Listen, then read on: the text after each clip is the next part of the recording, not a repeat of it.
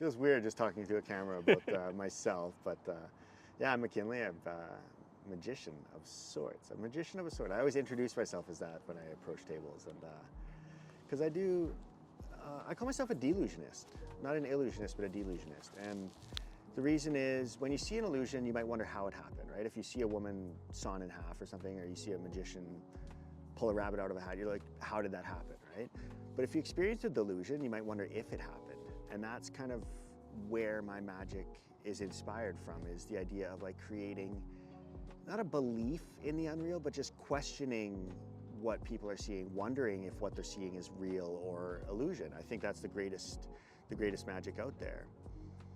I've been doing this here in Thunder Bay for almost 20 years now.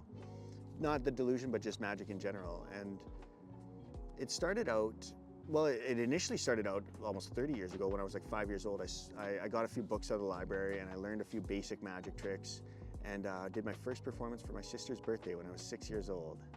And kind of drifted away from it after that for a little bit. Being in Thunder Bay, there was no internet at that time. It wasn't many resources to find out more about magic. It was, I got a few books, like I said. I learned a couple of things, got a little magic set, and that was about all I could do. So I drifted away from it for a while. But then when I was 17, I saw a magician here in town, and I wish I could remember who it was. I don't know what his name was. I don't know anything about him, but just looked at it and thought that looks like fun. So I started researching all I could. That was in 2005. I was in my last year of high school. And started watching lots of David Blaine, Chris Angel, researching all I could, started studying all the magic I could, finding books, finding videos, buying tricks, all this stuff. And I took off with it. And almost instantly I knew this is what I want to do for a career. And life took a series of detours, shall we say.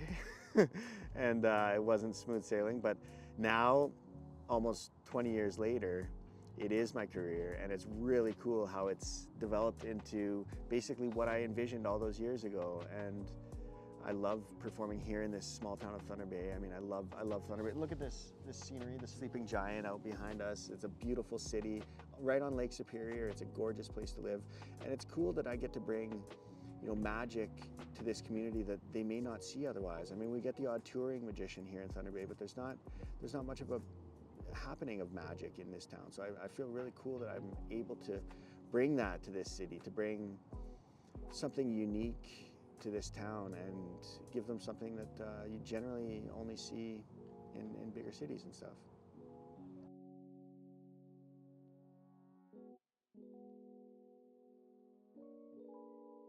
So like I mentioned earlier, shortly after I got into magic, I knew I wanted to do it professionally, right? I knew I wanted to do shows. I wanted this to be my career.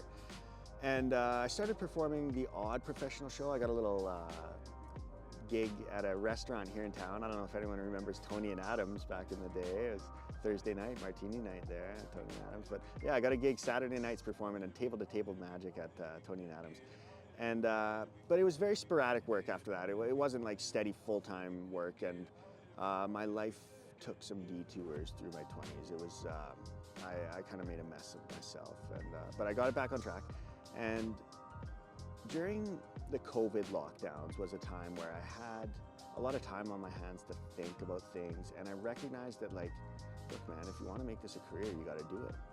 So I started learning about marketing, learning about business, learning about social media, and I started posting content online, doing a lot of like just tricks for the camera during lockdowns, just stuff, silly stuff in my apartment and fun stuff, and started to build up a little audience here in Thunder Bay. And then the shows started coming. I started marketing towards local events and local businesses, and I landed another restaurant gig here in Thunder Bay, and the shows, it took a little bit, but it's turned into a full-time living now here in Thunder Bay. I have a restaurant gig that I'm at every Wednesday. I have lots of private corporate parties, stuff like that, doing stuff for the communities around Thunder Bay. And it really all stemmed from just that, realizing that, look, now's the time. If I want to do it, I got to make this happen now. And learning about marketing, learning about business, learning about, approaching it like a business, not just tricks that I do, but like I am a professional magician. So I've been performing a lot of live shows here in Thunder Bay, and I've also been doing a lot of social media stuff. And you may have seen some of my street magic content. I love doing that. I go outside the bars downtown Port Arthur and hit up drunk people on the streets late at night, and it's hilarious. It's just so ruckus. It's so crazy. It's just chaos sometimes when I'm doing mind reading down on the street. You don't expect that, right? You're outside the bar, you're just having a cigarette or something, and this guy reads your mind. It's just insane, right? People are just mind blown. And so yeah, I've been doing a lot of social media stuff like that over the past couple of years. Stefan's been a great asset to filming stuff. He's a camera guy. He's behind the camera right now. He's ripping it up. Yeah, thanks, Stefan. You've been killing it behind the camera with the street magic stuff. But yeah, and I've also been doing a lot of social media stuff based around mental health. I've been doing a lot of content based on that because that's also, I call myself Mackinley's Delusions, if you haven't seen that already. And yeah, we'll get into why I call myself that a little bit more later, but yeah, I recognize that social media it's such a powerful thing, and it's a great way to not only book live shows, but to just let more people see my magic than would see it performing live. So yeah, the social media has been a big part of my business and a big part of my pursuit over the past couple of years. Like I said, the street magic and stuff, but I've recently been feeling the drive to take it in a new direction. I feel like, I don't know, a lot of for sure the stuff that I'm just performing for the camera, the tricks that I used to do just in my apartment and stuff, that stuff's like not something I want to do anymore. And I feel driven to do deeper stories, deeper, more meaningful, kind of longer format stuff. Because I've been doing a lot of short YouTube videos, short social media, TikTok and Instagram and stuff. But I really want to start diving in deeper into kind of more intriguing topics. And this is kind of something that's been on my mind for a while. But just the other night, Stefan and I went to film some street magic downtown, and there was like nobody out. So it was like kind of a bust, but we just chatted about magic and content and creating videos and stuff for a while. And we started exploring new directions that we could take our content and thinking about, you know, not just stuff that's magic performance, but things that are linked to magic in a way that maybe people might not fully realize. Like, my personal history of magic has been really interesting because I haven't just done like sleight of hand and stuff. Like I said, I'm a delusionist, and I try to blur the lines between reality and illusion. And I do a lot of what's called mentalism. And mentalism is kind of, it's been referred to as almost adult magic, which is like, you know, when a kid sees a magic trick, they see a balloon change colors or something, they think it's real magic, right? You pull a coin from behind their ear, they think it's real magic. Adults don't. But when I do mentalism on adults, it's like they might actually believe it's real magic, and that's kind of where I've decided to take my magic over the past few years, in a lot more of that direction. And linked to that is so many intriguing aspects of humanity that I'd really like to start to explore. In my studies of mentalism, I've researched tons of psychology, not like textbook, you know, clinical psychology, but like how people think psychology. And you would be astonished at how much, not only me, but just magicians and mentalists in general, know about how people think. It's wild, the understanding that magicians have about human psychology, how we know that, like, depending on how I phrase this question is going to greatly influence your response to it, getting deep into so many aspects that I'm not going to get into right now because I don't want to expose my secrets. But yeah, psychology is one thing that I really feel drawn to, that I'd like to explore a little bit.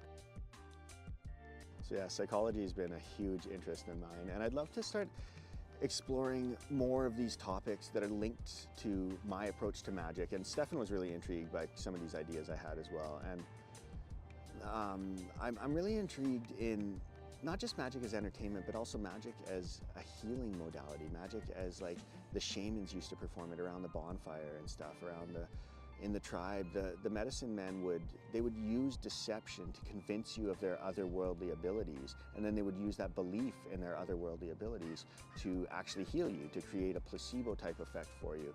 And that's something that's really intriguing to me. The idea of using deception for someone's betterment is a really fascinating thing. So yeah, the idea of using deception for someone's benefit is something that's really intriguing to me. And the idea of using magic to heal is something that's very intriguing to me, partially because of this is the whole delusionist thing that I talked about. I actually went through a lot of mental health issues back in the day. I was literally like clinically delusional. Like I was in and out of the psych ward, not well at all, diagnosed schizophrenia. And having lived through delusions, I've known how convincing they are, and I know kind of what it's like to believe in something that's not real. And it's really interesting because through my explorations of magic, I kind of learned a lot about how people think, learned a lot about psychology, a lot about how the mind works. And later on in my process of healing from my delusional state, that was so helpful. And magic in general was so helpful. Like a lot of magicians have talked about magic being very healing. One of my favorite magicians has talked about the idea of like practicing sleight of hand with cards being such a great anti-anxiety. And it's like the fiddling, like just like that tactile, like there's something about repeating the same motion over and over again that just gets you into this calmer state. It's almost a meditative state, and it's very healing. And it also, that was part of it for me, but it also went a lot deeper in the sense of like learning how my brain works and learning sort of, I recognized that at that point in my life, I could manipulate someone else's brain, but I had no power over my own. And I would like go to weird places in my mind without knowing why, and I would believe false things while I was like making other people believe false things. But I could control what other people believed, but I couldn't control what I believed. So I started almost playing mind tricks on myself and doing these tricks that I would do on other people to convince myself that I could be healed and to convince myself that I had power over my mind. And it sounds really abstract, really weird, really like magical and mystical, but it really boils down to, you know, modern medicine in the sense of like cognitive behavioral therapy and stuff. It's like learning to control your mind, learning to not accept things without examining them.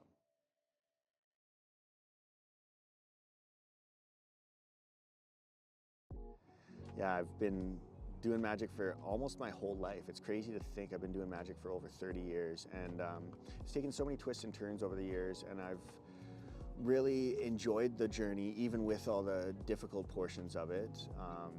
But yeah, I'm now drawn into creating new kind of content for social media and YouTube and stuff. And not to say we're not going to do the old stuff. I'm still going to hit the streets. I can't wait to do that again.